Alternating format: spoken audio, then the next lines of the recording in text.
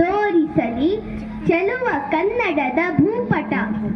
ಎಲ್ಲರಿಗೂ ನಮಸ್ಕಾರಗಳು ಹಾಗೂ 69ನೆಯ ಕನ್ನಡ ರಾಜ್ಯೋತ್ಸವದ ಹಾರ್ದಿಕ ಶುಭಾಶಯಗಳು. ನನ್ನ ಹೆಸರು ನವಿಕಾ. ನಾನು 5ನೇ ತರಗತಿಯಲ್ಲಿ ಓದುತ್ತಿದ್ದೇನೆ.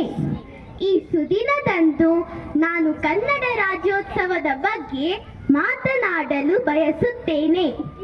ಸ್ನೇಹಿತರೆ, ತಮಗೆಲ್ಲರಿಗೂ ತಿಳಿದಿರುವಂತೆ ಕನ್ನಡ ರಾಜ್ಯೋತ್ಸವವನ್ನು ಪ್ರತಿ ವರ್ಷ ನವೆಂಬರ್ 1ರಂದು ಎಲ್ಲ ಜಾತಿ, ಮತ, ಧರ್ಮಗಳ ಜನರು ಸೇರಿ ಒಗ್ಗೂಡಿ ಅತ್ಯಂತ ಸಡಗರ ಸಂಭ್ರಮದಿಂದ ಕರ್ನಾಟಕದಾದ್ಯಂತ ಆಚರಿಸಲಾಗುತ್ತದೆ.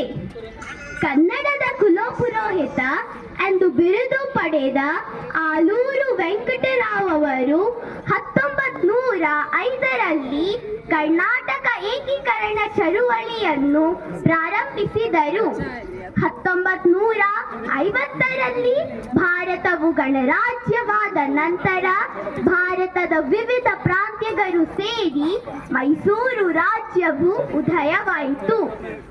ಮೈಸೂರು ರಾಜ್ಯವು ಬಳಿಕ ಕರ್ನಾಟಕ ಎಂಬ ಹೆಸರು ನವೆಂಬರ್ 1, 1973ರಲ್ಲಿ ಬದಲಾಯಿಸಲಾಯಿತು. ಕುವೆಂಪು, ಶಿವರಾಮ್ ಕಾರಂತ್, ಮಾಸ್ತಿ ವೆಂಕಟೇಶ್ ಅಯ್ಯಂಗಾರ್, ಎನ್ ಕೃಷ್ಣರಾವ್ ಮತ್ತು BM ಶ್ರೀಕಂಠಯ್ಯ ಸೇರಿದಂತೆ ಹಲವು ಮಹನೀಯರು ಕರ್ನಾಟಕ ಏಕೀಕರಣಕ್ಕೆ ಕಾರಣರಾದರು.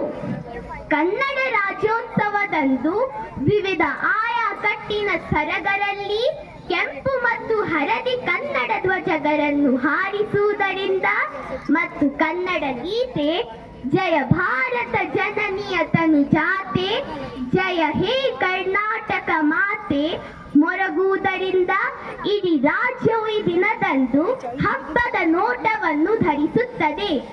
ರಾಜ್ಯ ಸರ್ಕಾರವು ಈ ದಿನದಂದು ರಾಜ್ಯೋತ್ಸವ ಪ್ರಶಸ್ತಿಗಳು ಮತ್ತು ಕರ್ನಾಟಕ ರತ್ನವನ್ನು ಪ್ರತಿಪಾದಿಸುತ್ತದೆ. ಬೆಂಗಳೂರಿನ ಕಂಠೀರವ ಕ್ರೀಡಾಂಗಣದಲ್ಲಿ ಸಾಂಪ್ರದಾಯಿಕವಾಗಿ ನಡೆಯುವ ಸಾಂಸ್ಕೃತಿಕ ಪ್ರದರ್ಶನವನ್ನು ರಾಜ್ಯದ ಮುಖ್ಯಮಂತ್ರಿಯು ಉದ್ಘಾಟಿಸುತ್ತಾರೆ. ವಿವಿಧ ರಾಷ್ಟ್ರೀಯ ಆಟಗಳಲ್ಲಿ ಪದಕಗಳನ್ನು ಗೆದ್ದ ವಿದ್ಯಾರ್ಥಿಗಳಿಗೆ ಪ್ರಶಸ್ತಿಗಳನ್ನು ನೀಡಲಾಗುತ್ತದೆ.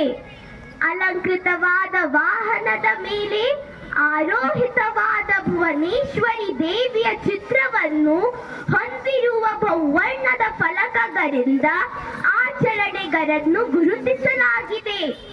ವರ್ಣರಂಜಿತ ಮೆರವಣಿಗೆಯು ನಾಟಕ, ಬಯಲಾಟ, ಸಾಂಪ್ರದಾಯಿಕ ನೃತ್ಯಗಳಾದ ಡೊಳ್ಳು ಕುಣಿತ, ಕಂಸಾರೆ, ವೀರಗಾಸೆ, ಕೋಲಾಟ ಮತ್ತು ಶಾಸ್ತ್ರೀಯ ಕರ್ನಾಟಕ ಸಂಗೀತ ಕ್ಷೇತ್ರಗಳಲ್ಲಿ ಜಾನಪದ ಕಲಾವಿದರ ಪ್ರದರ್ಶನಗಳೊಂದಿಗೆ ಕೂಡಿರುತ್ತದೆ.